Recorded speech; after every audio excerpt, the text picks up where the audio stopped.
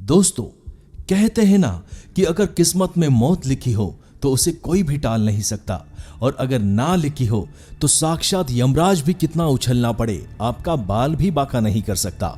आज हम आपको जिस महिला के बारे में कहानी सुनाने जा रहे हैं, उसको सुनने के बाद आप यही कहेंगे कि अगर किस्मत का साथ हो तो इंसान की जिंदगी लाजवाब हो जाती है। इतिहासकारों की माने तो ये महिला धरती पर सबसे खुशनसीब महिला थी। यह महिला बड़े ही रहस्यमय तरीके से एक नहीं बल्कि 3 बार मौत को चकमा देती आई है। महिला 3 बार समुद्री आपदा से बची है, जिसमें टाइटैनिक का हादसा भी शामिल है। वीडियो शुरू करने से पहले अगर आप इस चैनल पे नए हो तो रिक्वेस्ट है कि इस चैनल को सब्सक्राइब कीजिए। दोस्तों, ये कहानी है वायलेट जेसप की, जिसकी कहानी आज के समय में जिंदा दिली की मिसाल है, क्योंकि उन्होंने मौत को 3 बार मात दी है। अब वो इस दुनिया में नहीं है, लेकिन उनकी कहानी हमारे सामने है। वायलेट की कहानी को आप किस्मत का साथ कहिए या चमत्कार, उन्होंने 3 जहाजों में काम किया और उन तीनों के साथ बड़े हादसे हुए। इनमें से तो एक था टाइटैनिक। मौत और वायलेट के बीच लुका छुपी का खेल तो बचपन से ही चला आ रहा था, लेकिन उनकी किस्मत ने मौत को मात देने में हमेशा उनका साथ दिया। 2 अक्टूबर 1887 को अर्जेंटीना में जन्मी वायलेट ने दुर्घटनाओं का शिकार हुए 3 बड़े जहाजों में नर्स और परिचारिका के रूप में काम किया है।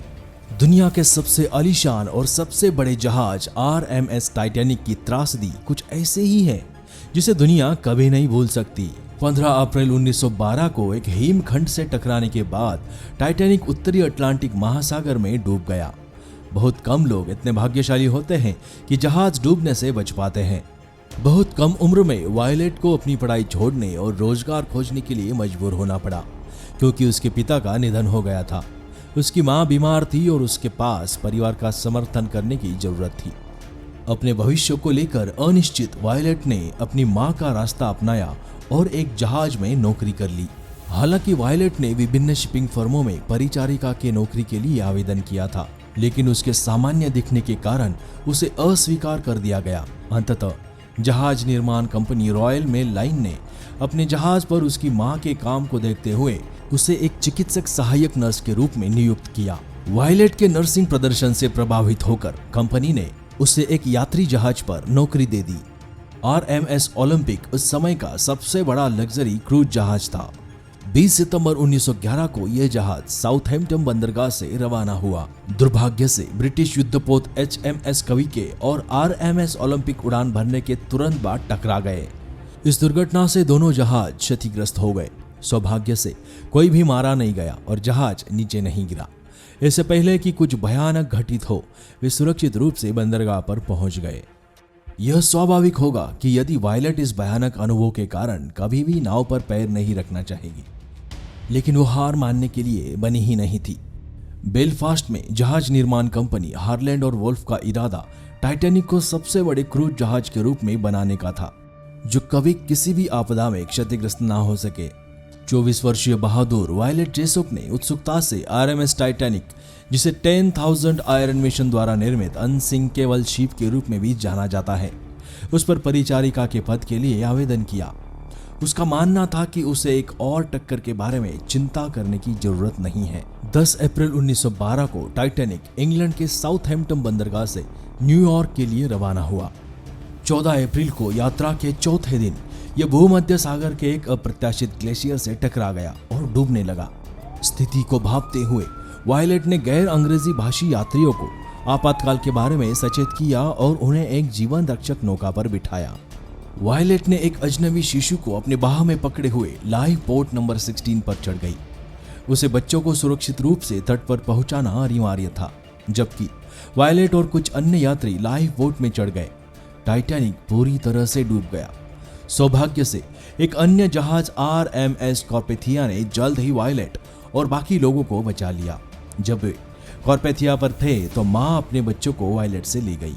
आप सोचेंगे कि इस बिंदु तक उसने अपना सबक सीख लिया होगा, लेकिन बहादुर दिल वाली वायलेट ने टाइटैनिक त्रासदी से बचने के बाद shipping company white star line के HMS ब्रिटानिक में एक पद संभाला। प्रथम विश्व युद्ध के दौरान HMHS ब्रिटानिक को एक अस्पताल जहाज में बदल दिया गया था। 21 नवंबर 1916 को जहाज रवाना हुआ। वायलेट ने जहाज में एक नर्स के रूप में ही अपनी यात्रा शुरू की। दुर्भाग्य से एशियन सागर में यात्रा करते समय जहाज में एक बड़ा विस्फोट हुआ। जैसे ही जहाज डूबने लगा तो चालक दल जीवन रक्षक नौकाओं पर चढ़ने लगा। विस्फोट के 55 मिनट के अंदर ही जहाज समुद्र में डूब गया। जहाज पर सवार 1066 लोगों में से 30 लोगों की मौत हो गई। अन्य लोगों को ब्रिटिश सरकार ने जीवन रक्षक नौका से निकाल लिया। जहाज के दुर्घटनावश डूबने की घटना कई वर्षों तक रहस्य बनी रही। कई लोगों का मानना था कि जर्मनों ने अपना पहला विस्फोट तब किया होगा जब जहाज समुद्र में था। हालांकि बाद में ब्रिटिश सरकार की गलती पाई गई। क्या आप अनुमान लगा सकते हैं कि वायलेट के साथ क्या हुआ होगा? वह इस जहाज दुर्घटना से भी बचने में कामयाब रही। ये घटनाएं दुनिया भर में सबसे महत्वपूर्ण जहाज दुर्घटनाओं में से एक थी। इसके बाद उन्होंने रॉयल मेल लाइन और वायलेट रेड स्टार लाइन सहित कई शिपिंग फर्मों के लिए काम करते हुए दुनिया भर में 2 यात्राएं की। यह वायलेट के जीवन का एक मजेदार लेकिन दिल छू लेने वाला तथ्य है। 1950 में जब वायलेट सेवानिवृत्त हो गई तो एक रात उन्हें एक फोन आया। फोन पर उस अजनबी ने पूछा, जब टाइटैनिक डूबा तो क्या आपने एक बच्चे को बचाया? वायलेट ने उत्तर दिया, हाँ। कॉल करने वाले ने मुस्कुराते हुए जवाब दिया, वो बच्चा मैं ही हूँ। वायलेट के जीवन के अनुभव उसके द्वारा अर्जित उपनाम मिस अनसिंकेबल को सही ठहराते हैं। दोस्तों, अगर ये वीडियो आपको पसंद आई हो तो इस वीडियो को शेयर करके इस चैनल को सब्सक्राइब करना ना भूलिए। मिलते हैं कमाल की बात है के नेक्स्ट एपिसोड में।